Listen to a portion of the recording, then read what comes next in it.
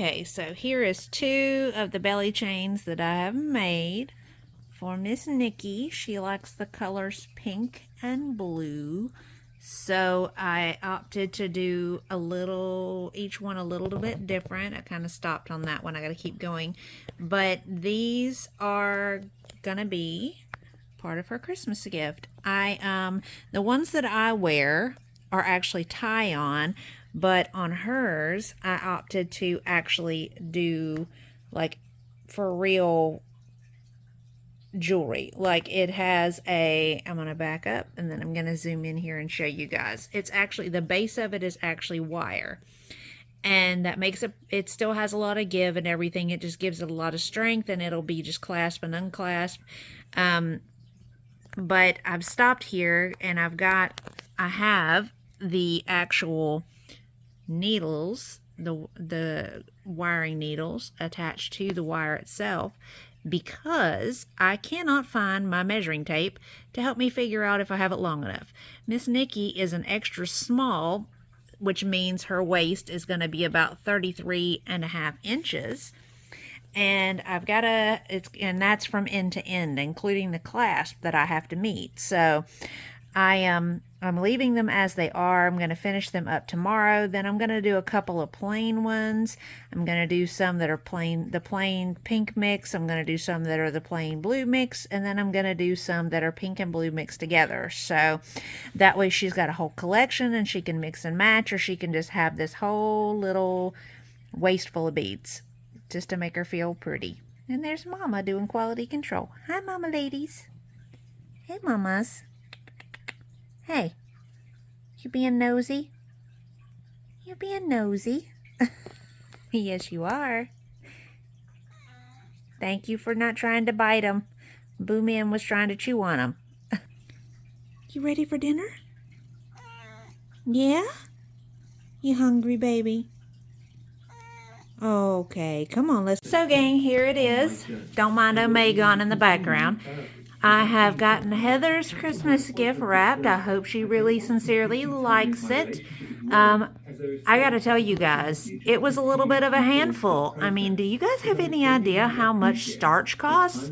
I mean, Jesus, I think I went through maybe 10 bottles. Just kidding. Hi gang, so here we are on our excursion. We are at the Seacrest Wolf Preserve in Chipley, Florida, a 400 square foot preserve for the gray wolf and Arctic wolf and other non-specific animal breeds. So I have scheduled us a private tour with the lovely inhabitants of this preserve and the people who run the place to give us some education on wolves and to let us meet the wolf ambassadors in person. I've gotten to learn a lot today, including the fact that despite Little Red Riding Hood and all other sense of Hollywood fiction, wolves are not dangerous to humans. Actually, they'll go out of their way to avoid them in most situations. In the last 75 years, only 2 people have been killed by wolves in North America. I learned that the term alpha is used to describe the parent wolves, which are usually unrelated in a pack. Although an alpha is still widely a used term, most scientists believe that a breeding pair or pack parents would actually be more appropriate. It's important to note that in some cases, the parents may have passed, so the breeding pair will be an adult sibling with an unrelated mate. Wolf pack social structure is highly complex and can differ from standard definition. Wolves are eurosocial animals.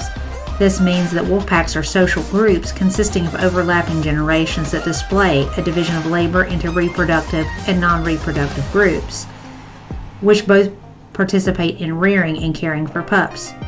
Eurosociality usually creates a behavioral hierarchy in the group.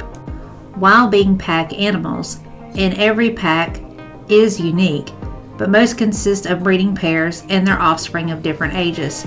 Between 2 or 3 years of age, most males and some female offspring will leave their pack to start out on their own.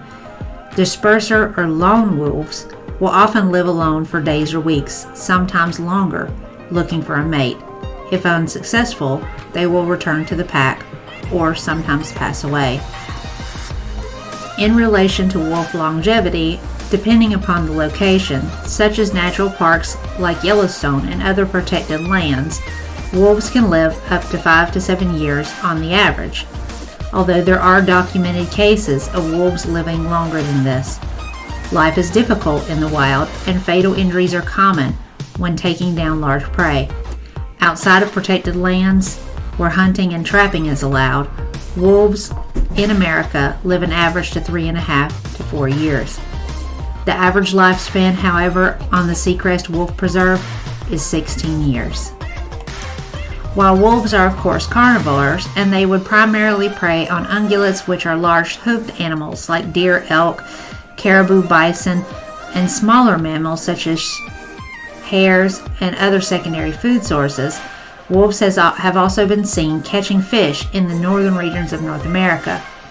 They can actually eat up to 20 pounds in a single sitting.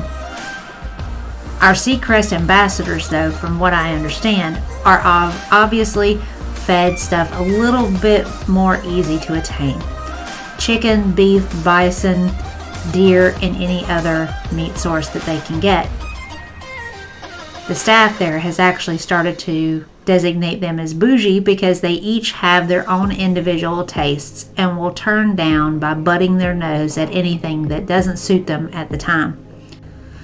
Communication is especially important for animals like wolves that live in family groups, where coordinating, cooperating, and reinforcing bonds and statutes are a part of daily routine.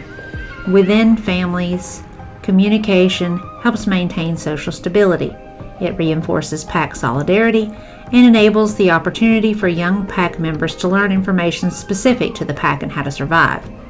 It is also used to express an individual's intentions or emotional disposition or feelings.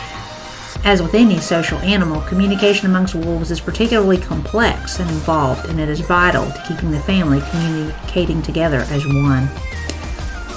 Wolves actually use, of course, a variety of vocalizations to talk to one another and express themselves, but how much they communicate is mostly done through body language, use of facial expression, and of course, the chemistry of scent.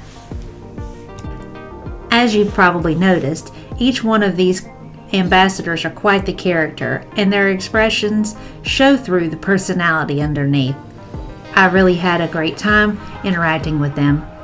It made it really fun and interesting to learn more about them throughout the course of the day.